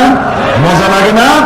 প্রাণ খুলে বলেন সুবহানাল্লাহ ওয়ালহামদুলিল্লাহ লা ইলাহা ইল্লাল্লাহ সুবহানাল্লাহ ওয়ালহামদুলিল্লাহ লা ইলাহা ইল্লাল্লাহ মুহাম্মাদুর রাসূলুল্লাহ। প্রিয় ভাই সব, এরপরে আল্লাহ তাআলা বলেছেন সিরাতের কথা, কিয়ামতের দিন সিরাত। ফুলসিরাতের নাম শোনেন নাই? কথা না কোনো বুঝি কি শুনছেন? সিরাত, এই সিরাত বলতে বোঝানো হয় এক ঝুলন্ত সেতুকে, যা দোজখ এবং বেহেশতের মাঝখানে সেতু বন্ধন। কিয়ামতের দিন সকল মানুষকে এই সেতু পার হতে হবে। তখন মুমিন ব্যক্তিরা সফলভাবে তা পার হয়ে যাবে, আর এ কাজে ব্যর্থ হবে সে, যে ব্যক্তি ব্যর্থ হবে সে জাহান্নামে নিক্ষিপ্ত হবে। আল্লাহ আল্লাহ আল্লাহ আল্লাহ রাব্বুল আলামিন বলেন, وَإِن مِّنكُمْ إِلَّا وَارِدُهَا كَانَ عَلَى رَبِّكَ حَتْمًا مَّقْضِيًّا ثُمَّ نُنَجِّي الَّذِينَ اتَّقَوْا وَنَذَرُ الظَّالِمِينَ فِيهَا جِثِيًّا। তোমাদের মধ্যে সকলেই তা পার হবে, এটা আপনার রবের ফয়সালা, আপনার আল্লাহর ফয়সালা। এরপর আমি খোদা বিরুদ্ধে উদ্ধার করব, আর জালিমদেরকে সেখানে নত জন্য অবস্থায় ছেড়ে দেব, মানে জাহান্নামের মধ্যে নিক্ষিপ্ত হবে, আর ইমানদারেরা পার হয়ে চলে যাবে। সুবহানাল্লাহ। আল্লাহ তাআলার জন্য দয়া করে আমাদেরকে সিরাত বিজলি গতিতে, বৈদ্যুতিক গতিতে আল্লাহ যেন আমাদেরকে পার করে দেন। বলেন আমিন, সবাই বলেন আমিন। এরপরে শাফাত, শেষ দিবসের প্রতি বিশ্বাসী প্রত্যেক ব্যক্তি সুপারিশ বা শাফাতের বিষয়টা বিশ্বাস রাখতে হবে। দুটি সত্যের ভিত্তিতে শাফাত হবে। সুপারিশকারী সুপারিশের জন্য আল্লাহর অনুমতি লাগবে, আর শাফাতকৃত ব্যক্তির জন্য আল্লাহর সন্তুষ্টি প্রয়োজন। এই দুটি শর্ত, প্রথম শর্তের প্রতি ইঙ্গিত করে আল্লাহ তাআলা বলেছেন, যেটা আমরা আয়াতুল কুরসির মধ্যে পড়ি, মান যাল্লাযী ইয়াশফাউ ইনদাহু ইল্লা বিইজনিহি। এমন কে আছে যে অনুমতি ব্যতীত আল্লাহর কাছে সুপারিশ করতে পারে? আছে কেউ? কেউ। একথা মনেই করবেন না যে কোন পীর সাহেবের কাছে মুরিদ হয়েছেন। আমি এরকম পীরের খবরও জানি। আমি পীর বললি আপনারা মনে করবেন না যে আমি পীর বিরোধী লোক, এটা মনে করবেন না। কিন্তু ভালো ভালো পীর আছে যারা ব্যবসা করে পীরগিরি করিয়া, শুধু ব্যবসায়ী করে না, ওয়ায়াসুদ্দুনা আন সাবিলিল্লাহ। সূরা তাওবা, ইন্না কাসীরাম মিনাল আহবারি ওয়ার রুহবান লায়াকুলুনা আমওয়ালান নাস বিল বাতিল ওয়ায়াসুদ্দুনা আন সাবিলিল্লাহ। আহলে কিতাবদের মধ্যে এই ধরনের অনেক পীর দরবেশ আছে। কে বলতেছেন? আল্লাহ। আল্লাহ বলতেছেন আছে। তারা কি করে? তারা জনগণের মালকে বাতিল পন্থায় ভক্ষণ করে, জনগণকে এমন একটা ভাব দেখায় যে আমাদেরকে হাদিয়া তোহফা দিতে পারলে, আমাদের কদম বুঝি দিতে করতে পারলেই বেহেশতে চলে যাবা, কারণ আমরা হলাম আল্লাহর এজেন্ট। নাউজুবিল্লাহ। তাও দুইখান আগেই বাইর করে রাখে যাতে লোকেরা কিছু একটা করতে পারে। হায় হায়, এদূর জনগণের মাল খাইয়ে যদি পেটে তেল মাইখা, নাবিতে তেল মাইখা দেখে যদি থাকতো চুপ করে, তাও ভালো হইতো।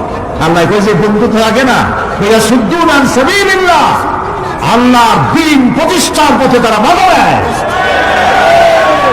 ওর আকীদা খারাপ, ওর এই খারাপ, ওর তাই খারাপ, ওইখানে যাইও না। আল্লাহর পাইতে হইলে আমার বাড়ি আসো, আমার কাছে মুরিদ হও। আমি ছাড়া ইসলাম কোন জায়গায় নেই। নাউজুবিল্লাহ। সব খারাপ। মানে ইসলাম যেন একটা মনোবল বিজনেস, এটা হচ্ছে একটা ঘিয়ের দোকানের মতো।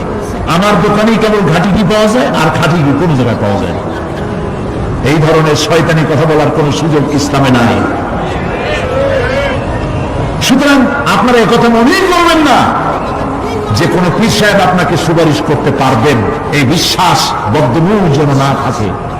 ওটি সত্তাধীন, হইতে পারে নাও হইতে পারে। এমন হতে পারে আপনার পীরে কে সুপারিশ করে তাই কিয়ামতের দিন তিনি হয়রান হয়ে যাবেন। এমনও হতে পারে না? পারে না? পারে কিনা? সেই জন্য এটা ভরসাই করবেন না। কেউ কেউ আবার দুইজনের কাছে মুরিদ হয়, ধারণা এই দুইজনের কাছে মুরিদ হয়েছে, দুইজনে দুই হাত ধরে কিয়ামতে এরকম করে মেরে দিবে, আমি জান্নাতের বারান্দায় গিয়ে বসবো। জান্নাত তোমার নামি বলির বারান্দা। এত সহজ। এত সহজ? নবীরা কাঁদতে কাঁদতে হয়রান হয়ে গিয়েছে। নবী করিম সাল্লাল্লাহু আলাইহি ওয়াসাল্লাম তাহাজ্জুদের নামাজ সামান্য সময় ঘুমাইয়া নামাজ শুরু করে দিতেন। সূরা বাকারা শেষ, আলে ইমরান শেষ, সূরা নিসা শেষ, মায়েদা শেষ, আরাফ শেষ। সাহাবায়ে কেরাম মনে করতেন রাসূল বুঝি এই নামাজে রুকুতে আর যাবেন না, ফজর হয়ে যাবে এক রাকাতেই।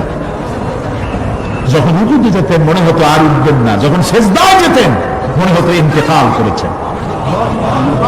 হযরত আয়েশা বলেছেন, আমাদের মা জগৎ জননী হযরত আয়েশা রাদিয়াল্লাহু তাআলা আনহা বলেছেন, রাসূলুল্লাহ সেজদায় পড়ে যেভাবে কাঁদতেন, চুলার উপরে হাড়ি তুলে দিলে ভাত রান্না করার সময় যেমন একটা আওয়াজ হয়, ভাতের হাড়িতে শোনেন নাই আওয়াজ? রাসূলুল্লাহর কলিজার ভেতর থেকে কান্নার গুমরে আওয়াজ এভাবে উত্থিত হতো। সকাল বেলায় জুতা পায়ে পড়তে পারতেন না, পা মোবারক ফুলে বড় হয়ে যেত। বেহেশত এত সহজ? প্রিয় ভাই সব, কার ক্ষমতা আছে আল্লাহ পারমিশন ছাড়া কথা বলে সুপারিশ করে? আল্লাহ রাব্বুল আলামিন সুপারিশ করার জন্য যাকে পারমিশন দিবেন আর যার জন্য দিবেন মাত্র সেই ব্যক্তি শুধু তার জন্যই সুপারিশ করতে পারবে, নিজের ইচ্ছা মতো কারোর জন্য সুপারিশ করতে পারবে না। আমাদের জাতির পিতা নাম কি? সব সময় মনে রাখবেন, আদৌ বুঝবেন না, এই প্রশ্নে কোনো আপোষ নাই। জাতির পিতা কে? হযরত ইব্রাহিম আলাইহিস সালাম কিয়ামতের দিন আল্লাহ রাব্বুল আলামিনের দরবারে ফরিয়াদ করবেন, রব্বুল আলামিন আমার আব্বাজানের জন্য সুপারিশ করি, তুমি দয়া করে তাকে জাহান্নাম থেকে বাঁচায়া দাও। রব্বুল আলামিন বলবেন, ইব্রাহিম তোমার এই সুপারিশ মঞ্জুর হলো না। ইব্রাহিম আলাইহিস সালামের সুপারিশ মঞ্জুর হবে না। আল্লাহ তাআলা বলবেন, ইব্রাহিম আজর তোমার পিতা হতে পারে, কিন্তু আমার খলিলকে আগুনে ফেলার ষড়যন্ত্রে লিপ্ত ছিল, আমি তার ক্ষমা করব না। নবী করিম সাল্লাল্লাহু আলাইহি ওয়াসাল্লামকে প্রশ্ন করা হয়েছে, রাসূল আপনার মা বাবার অবস্থা কি হবে? রাসূলুল্লাহ বলেছেন, কিয়ামতের দিন আমি আমার মা বাবার কোনো উপকারে আসব না। রাসূলুল্লাহ কাঁদতেছিলেন, সাহাবায়ে কেরাম কাঁদতেছিলেন। বিষয়টা এত সহজ নয়। দ্বিতীয় শর্ত হলো ولا يشفعون إلا لمن ارتضى وهم من خشيته مشفقون। আল্লাহ তাআলা যার প্রতি সন্তুষ্ট তারা কেবল তার জন্যই সুপারিশ করতে পারবে। বস্তুত সেদিন তারা আল্লাহর ভয় সকলেই ভীত সন্ত্রস্ত থাকবে। কি সুপারিশ? ভয়ের চলে থাকবে অস্থির, সব আল্লাহ নফসি নফসি বলে চিল্লাবে, বলবে আল্লাহ আমারে বাঁচাও, আমারে বাঁচাও। মুসা আলাইহিস সালাম, নূহ আলাইহিস সালাম, ইব্রাহিম আলাইহিস সালাম, ইয়াকুব আলাইহিস সালাম, সব নবীরা কাঁদবেন, বললে আল্লাহ আমারে বাঁচাও, আমারে বাঁচাও। সেই দিন মাত্র এক ব্যক্তি উম্মতের জন্য কাঁদবেন, সুপারিশ করতে পারবেন, উম্মতের জন্য কাঁদবেন, তার নাম বিশ্বনবী মুহাম্মদুর রাসূলুল্লাহ সাল্লাল্লাহু আলাইহি ওয়াসাল্লাম।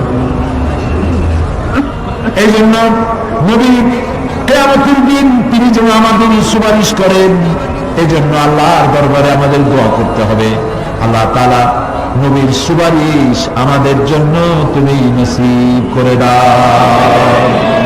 আল্লাহ তাআলা কিয়ামতের দিন তোমার নবী আমাদেরকে যেন উম্মত বলে পরিচয় দেয়।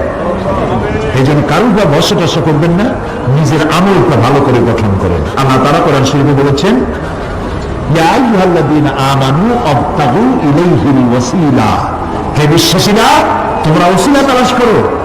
এইটার এত ভুল অর্থ করেছে লোকেরা, তারা বলেছে ওসিলা তালাশ করো মানে পীর ধরো। আবার বলে কি, যার পীর নাই তার পীর শয়তান। নাউযুবিল্লাহ। তাহলে ইমাম আবু হানিফা রাহমাতুল্লাহ আলাইহির পীরকে, ইমাম শাফিঈর পীরকে, সাহাবায়ে কেরামদের পীরকে। কাজে এই সমস্ত বেয়াদবির কথা আদৌ বলা উচিত নয়, এগুলি বেয়াদবিপূর্ণ কথা। প্রিয় ভাই সব, আল্লাহ রাব্বুল আলামিনের উপরে ভরসা করে নিজের আমলকে ভালো করতে হবে। অবতাগুল্লাহিল ওয়াসিলা আয় আমলে সালেহ, অবতাগুল্লাহিল ওয়াসিলা, তুমি নেক আমলের ওসিলা ধরো আল্লাহর কাছে, নিজের আমলগুলিকে ভালো বানাও, ভালো ভালো কাজ করো। সুপারিশ সম্পর্কে সর্বশেষ কথা বলতে চাই। আল্লাহ রাব্বুল আলামিন বলেন, কুল লিল্লাহিশ শাফাআতু জামিআ লাহু মুলকুস সামাওয়াতি ওয়াল আরদি সুম্মা ইলাইহি তুরজাউন। হে নবী, স্পষ্টভাবে জানিয়ে দিন, সমস্ত সুপারিশ কেবল আল্লাহর ইখতিয়ারাধীন। কে বলতেছেন? শুনতেছেন কথা? কে বলতেছেন? আবার শুনাই। আল্লাহ তাআলা বলছেন, কুল লিল্লাহিশ শাফাআতু জামিআ, বলে দিন হে নবী, সুপারিশের সমস্ত ব্যাপারটি কেবলমাত্র আল্লাহর ইখতিয়ারাধীন। আসমান এবং জমিনে তারই সাম্রাজ্য বিস্তৃত, অতঃপর তারই কাছে তোমাদের সকলকে ফিরে যেতে হবে। সুপারিশের মালিক কেউ না, আল্লাহ নিজেই। তিনি যাকে পারমিশন দিবেন, যার জন্য পারমিশন দিবেন, তাছাড়া আর কোনো উপায় নেই। প্রিয় ভাই সব, এতক্ষণ যে আলোচনা করলাম এর দ্বারা প্রমাণিত হলো এ দুনিয়া ক্ষণস্থায়ী এবং আখিরাত চিরস্থায়ী। সুবহানাল্লাহ বলবেন না? এ দুনিয়া কি আর আখিরাত কি? চিরস্থায়ী। দুনিয়ার মহব্বত, আমরা কোনটার মহব্বত করি, আখিরাত না দুনিয়া? কোন বলতে লজ্জা করে? দুনিয়ার ভালোবাসি বেশি, এটা কোনো সন্দেহ আছে? নবীজি বলেছেন, লাউ কানা লিইবনি আদম ওয়াদিন মিন যাহাবিন লাহাব্বা ইয়াকুনা লাহু সানিন, যদি একটা আদম সন্তানকে যদি একটা মাঠ ভরে সোনা দেওয়া হয়, সে ব্যক্তি বলবে, আল্লাহ আমারে যদি আরো একটা মাঠ ভরে সোনা দিতে ভালো হইতো। নবীজি বলেন, আদম সন্তানের পেট কবরের মাটি ছাড়া কোনো কিছু দিয়া ভরবে না। এই দুনিয়ার পিছনে দৌড়ায় কোনো লাভ নাই। এক শায়ের বলেছেন, না গুল আপনা না খার আপনা না জানেম বাগে বা আপনা, না গুল আপনা না খার আপনা না জানেম বাগে বা আপনা, आह किस गुलशान में बनाया हमने आशिया अपना। না গুল আপনা না খার আপনা, ও ফুলও আমার নয়, ও কাঁটাও আমার নয়। না জালিম বাগে বা আপনা, না আমার ওই ফুলের বাগানটা আমার, ফুলের বাগানও আমার না, ফুলও আমার না, এবং কি ফুলের কাঁটাটাও আমার না। আহ কিস গুলশান মে বানায়া হামনে আশিয়া আপনা, আরে কি ফুল বাগানে আমার বাড়ি বানাইলাম, একটু কিছুই আমার না, সবই তো পর। মরে দেখেন কেউ আপনার আপন নয়। ছেলে পেলেগুলি, ছোট্ট ছোট্ট বাচ্চা যাদের কোলে না নিলে আপনি শান্তি পান না, ওই বাচ্চাও বলবে, মা আব্বার কাছে আমার নিয়ে যাওয়ার ভয় করে। রাত্রে যদি মরেন, একা একই স্ত্রীও আপনার মৃত্যু লাশ নিয়ে আপনার কাছে থাকতে পারবে না। কি নিষ্ঠুর এই পৃথিবী! এই পৃথিবীকে আমরা ভালোবাসছি, মহব্বত করতেছি, এই পৃথিবীর জন্য সব করি, চুরি ডাকাতি জেনা ব্যভিচার মিথ্যা কথা, ক্ষমতায় যাওয়ার জন্য পাগল। ভাঙ্গো মারো, চুরি করো, ডাকাতি করো, শয়তানি বদমাশি সবাই করছে মানুষ। এই পৃথিবী এক পরস্ত্রী, পরমা সুন্দরী নারী, পরের যতই সুন্দরী স্ত্রী হোক তার দিকে তাকায় থেকে কোনো লাভ আছে? তাও পেতে পারলেন না। কোন লাভ আছে? লাভ কি? অত বিয়ে হয়ে গেছে। অবিবাহিত হইতো তাহলে প্রস্তাব দিয়ে দেখতেন আপনার কপালে আছে কি নেই। বিয়ে হয়ে গেছে। এই পৃথিবী এক পরমা সুন্দরী পরের স্ত্রী, এটার প্রতি ভালোবাসা করে কোনো লাভ নাই। এটার কেউ খাইতে পারে না, ও সবাই খায়। ঠিক তো কইছেন, হয়তো বোঝেন নাই। এই পৃথিবীর 1 ইঞ্চি মাটির জন্য দেখেন না শহরে কি করে, বাড়ির পাশে বাড়ি উঠাইছে, 1 ইঞ্চি জমি ছাড়বে না। হায় হা, আর একজনের রাস্তা পাক আর না পাক, জমিন ছাড়বে না। অন্যের জমিন দখল করায় কি মজা পায়। হায় হা, অন্যের জমিন নেওয়ার জন্য পাগল হয়ে যায় মানুষ। দুনিয়াকে ভালোবাসে, এক কাঠা জমির জন্য, এক আঙ্গুল জমিনের জন্য মামলা মোকদ্দমা, জজকোর্ট, হাইকোর্ট, সুপ্রিম কোর্ট, তারপরেও ছাড়ে না, ঠিক না? এই জমিনটা এত ভালোবাসলেন, এত মামলা মোকদ্দমা করলেন, এই জমিনের এক ইঞ্চিও খেতে পারবেন না, বরং মরে দেখেন জমিন হা করে আপনাকে গিলে ফেলে দেবে। আপনার হাড্ডি বুদ্ধি গুস্ত সুদ্ধা মিশে যাবে এই মাটিতে। পৃথিবীকে ভালোবাসা কোনো লাভ নাই। স্ত্রী পুত্র পরিজন যার যতটুকু পাওনা দিবেন, ভালোবাসবেন, কিন্তু মূল ভালোবাসা কলিজাটা ভরা থাকবে আল্লাহর জন্য। কার জন্য? স্ত্রীর ভালোবাসা স্ত্রীকে দিবেন, মায়ের শ্রদ্ধা, বাপের শ্রদ্ধা, সন্তানের ভালোবাসা আলাদাভাবে দিবেন। আর সব থেকে যিনি ভালোবাসা পাওয়ার দাবিদার, তার জন্য রাতের বেলায় জাদু সিজদা দিয়ে কাঁদতে হবে। এই চোখ দুটা কে দিছে? এই জিহ্বা কে দিছে? এই কান কে দিয়েছেন? এই সুন্দর শরীর কে দিয়েছেন? বলার তৌফিক, শোনার তৌফিক কে দিয়েছেন? এই হক আদায় করতে গভীর রাত্রে জাগতে হবে, পাইকারি করে ঘুমায়েন না, একটু জাগুন, শেষ রাত্রে উঠুন, শেষ রাত্রে জেগে প্রেম করুন আল্লাহর সাথে। প্রেম কি ঢোল পিটাই করা যায়? ইনকলাব, সংগ্রাম, এইসব পত্রিকায় বিশাল হেডিং দিয়ে কেউ প্রেম করে? বিজ্ঞাপন দিয়ে, টেলিভিশনে বিজ্ঞাপন দিয়ে প্রেম করে। প্রেম করে কিভাবে? গোপনে, আর মিলিত হয় নির্জনে। সবচাইতে বড় প্রেমিক হবে নিজে হতে হবে, আর আল্লাহকে সব থেকে বেশি ভালোবাসা দিতে হবে। সেজন্য আল্লাহ রাব্বুল আলামিন বলেছেন প্রেম করার জন্য কিছুটা নির্জনতা প্রয়োজন। এজন্য দিনের আলোতে ওয়াজআলনান নাহারা মাআশা, রাত দিন বানাইছি রুজি রোজগার করার জন্য। ওয়াজআলনাল লাইলা লিবাসা, আর রাত বানাইছি শান্তির বাহন হিসেবে, আচ্ছাদন। সূর্যের আলোর ঝলকানি চলে গেছে, আলোর তীব্রতা আর নাই। গোটা পৃথিবীর উপরে আমি একটা কালো চাদর দিয়ে ঢেকে দিলাম রাতের আধার, আর একেবারে অন্ধকার না করে আকাশে ডিম লাইটের মতো করে কতগুলি তারা জ্বালাইয়া দিলাম। এখন কেউ জেগে নাই, সব ঘুমানো। আমার প্রেমিক কে আছো? ওঠো, উজু করে সিজদায় পড়ে যাও, সিজদায় পড়ে যাও, কান্দো, গুনাহ মাপ চাও, যা করেছো মাপ চাও। তুমি গুনাহ করেছো আর আমি মাফ করার মালিক। ইন্নাল্লাহা ইয়াগফিরুয যুনুবা জামিআ, সব মাফ করে দেব, গুনাহগুলি দেখে দিয়া বদলায় দেব। আমার কাছে কাঁদো, চোখের পানি ফেলো। প্রিয় ভাই সব, রাতে জাগবে সুকুন। রাসূলুল্লাহ বলেছেন ওর থেকে ভালো স্বামী আর দুনিয়ায় নাই। কে বলছে? রাসূলুল্লাহ বলেছেন ওর থেকে ভালো স্বামী আর দুনিয়ায় নাই, যে গভীর রাত্রে নিজে জেগে তাহাজ্জুদ রুজু করে নিজের বউরে উঠায়, বউ উঠতে চায় না, পানি এনে বউর মুখের উপরে ছিটায় দেয়, ওঠো বিবি একসাথে তাহাজ্জুদের নামাজ পড়ি। রাসূলুল্লাহ বলেছেন ওর থেকে ভালো বউ পৃথিবীতে আর নাই, যে বউ রাতের বেলায় ঘুমের থেকে জেগে তাহাজ্জুদের উযু করে, স্বামীর উঠাইতে চেষ্টা করে, ওঠে না, উযুর পানি স্বামীর চেহারায় ছিটায় দেয়, আর বলে স্বামী ওঠো একসাথে তাহাজ্জুদের নামাজ পড়ি। এই পৃথিবীতে আমাদের ভালোবাসা যেন শেষ না হয়, এক জান্নাতে যেন থাকতে পারি।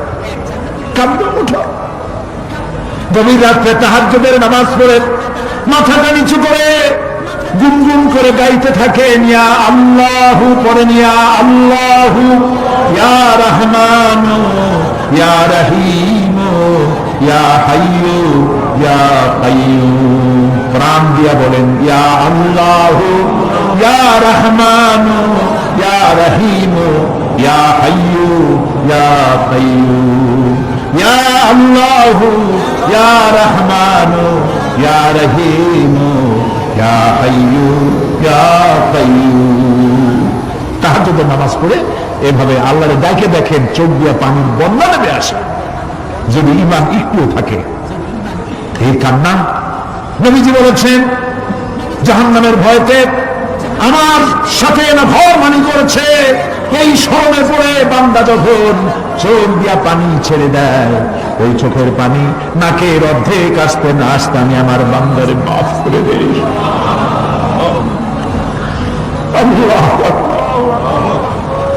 আল্লাহ আমাদের কান্দার তৌফিক দাও, তাহাজ্জুদ পড়ার তৌফিক দাও, পাঁচ ওয়াক্ত নামাজ পড়ার তৌফিক দাও, তোমাকে ভয় করার তৌফিক দাও, তোমার ভয় আর মহব্বত দিয়ে কলিজা বানায় দাও, তোমার রাসূলের মহব্বত দিয়ে আমাদেরকে পাগল বানায় দাও। আল্লাহ, দুনিয়া বড় খারাপ জায়গা। এই দুনিয়ায় আল্লাহর কাছে সৌন্দর্য চাইতে হবে দুনিয়া, কিন্তু দুনিয়াকে স্থায়ী মহব্বত করা যাবে না। প্রিয় ভাই সব, আপনি যদি লন্ডনে যান, আমেরিকায় যান, কোনোদিন যান নাই, যাইতে হলে এখান থেকে টেলিফোন করেন, ওখানে বন্ধু বান্ধব আছে নাকি? তো লন্ডনে আমেরিকায় সেখানে যাবেন, ওখানে আপনার বন্ধু বান্ধব গ্রামের লোক আছে কিনা খোঁজ করেন, ঠিক না? আবার এখান থেকে ফরেন কারেন্সি নিয়ে যান, যেহেতু ওখানে টাকা চলবে না। টেলিফোন করেন, মোবাইল করেন, ফ্যাক্স পাঠান, আরো টাকা পয়সা সাথে নেন। এরপরেও চিন্তা থাকে, আল্লাহ এরপরে যদি কেউ না আসে তাহলে আমি যাবো কেমন?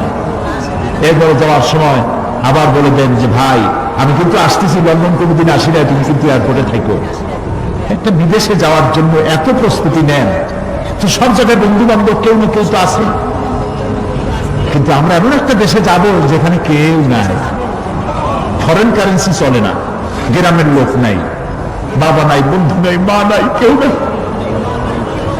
যিনি রিসিভ করবেন, যার সাহায্যের কাঙ্গাল, বদামল করে তারা শত্রু বানায় রাখছি, বন্ধু বানাইতে পারি না, তাহলে কি জবাব হবে কিয়ামতে? কি হবে কবরে? কি হবে উপায়? এই জন্যে প্রিয় ভাইয়েরা আমার, দুনিয়ার সঙ্গে মহব্বত কমায় দিয়া আখিরাতের মহব্বত বেশি করে করতে হবে। আর দুনিয়ায় যতদিন বেঁচে আছি ততদিন নেক আমল করে মানুষের সাথে সদাচরণ করতে হবে।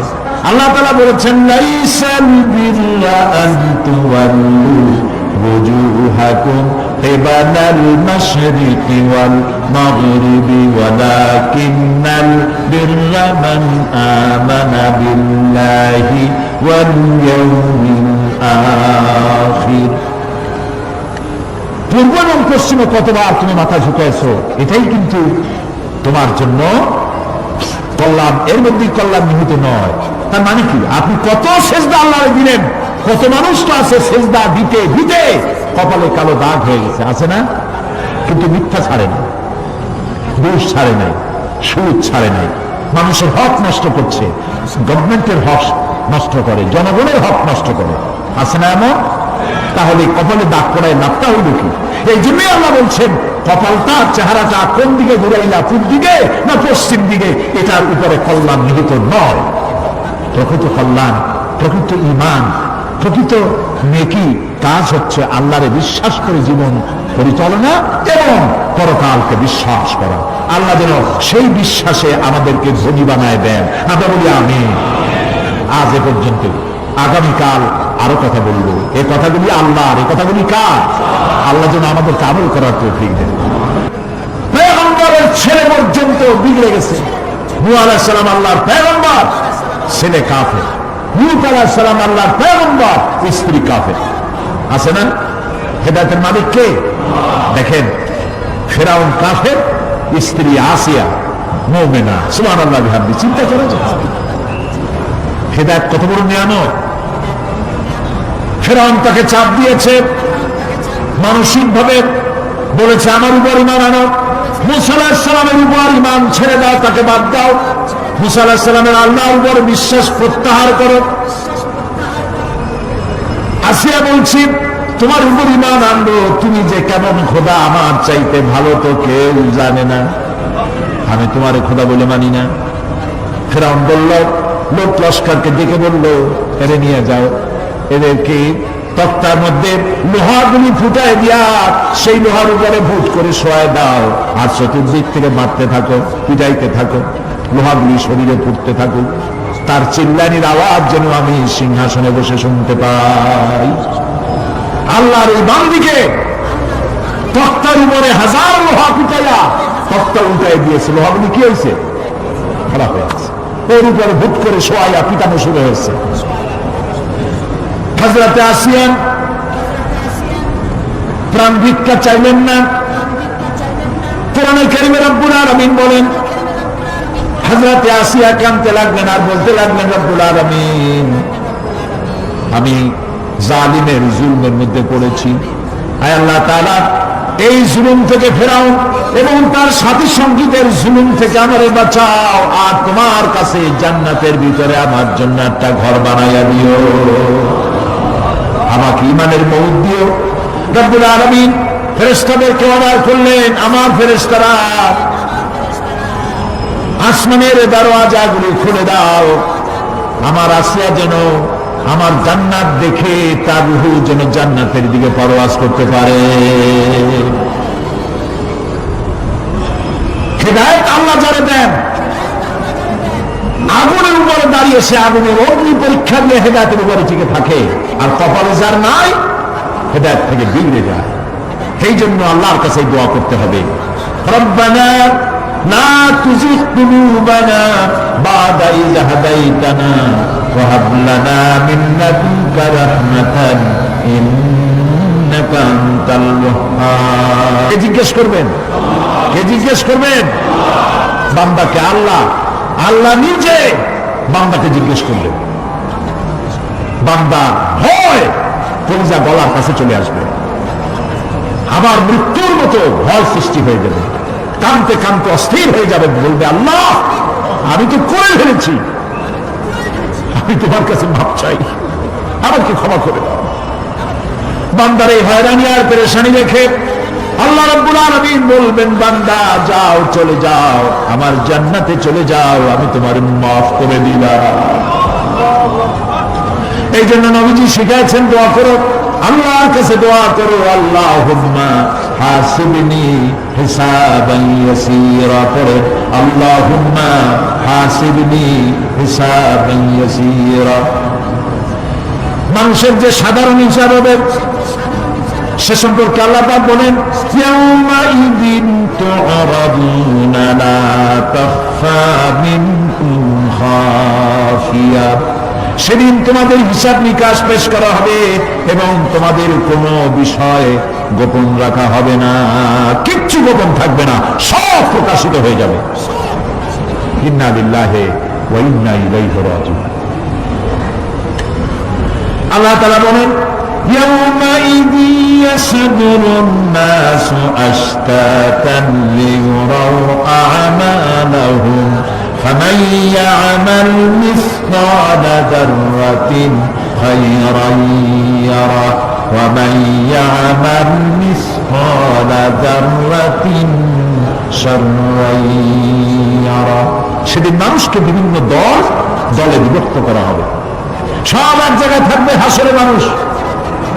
তখন আসামি, খুনি, এই যে বিরাট মাহফিল, বিশাল মাহফিল, এর মধ্যে চোর, ডাকাত, খুনি, এই জাতীয় লোক থাকতে পারে না? পারে কিনা? তারা কিন্তু এখন নিরাপদ, যেহেতু পুলিশও দেখতেছে না আর র্যাবেও দেখতেছে না, খুব নিরাপদ।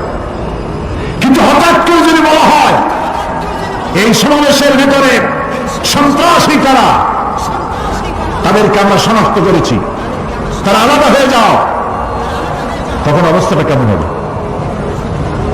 মৌতের সামিল হয়ে যাবে, ঠিক না? সমস্ত মানুষেরা হাসরের মাঠে একসাথে থাকবে, হঠাৎ করে হুকুম হবে, আওয়াজ হবে,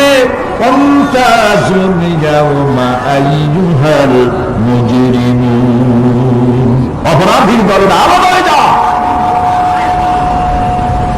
নেককার থেকে তারা তখন আলাদা হয়ে যাবে, দলে দলে বিভক্ত হয়ে যাবে, বিভক্ত হবে এবং তাদের কৃতকর্ম তাদেরকে এই জন্য করা হবে যাতে করে তাদের কৃতকর্ম তাদেরকে দেখানো যায়। অতঃপর কেউ যদি সরিষা পরিমাণ ভালো কাজ করে পুরস্কৃত করা হবে, সরিষা পরিমাণ খারাপ কাজ যদি করে দেখানো হবে এবং সেজন্য তাকে পুরস্কার ভোগ করতে হবে, শাস্তি দিতে হবে। প্রিয় ভাই সব, সেই কঠিন হাসরের ময়দানে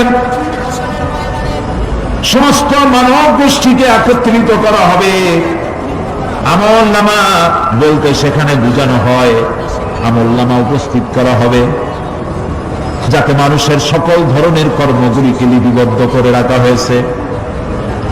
আল্লাহ তাআলা বলেন, ووضع الكتاب فترى المجرمين مشفقين مما فيه ويقولون يا ويلتنا ما لهذا الكتاب।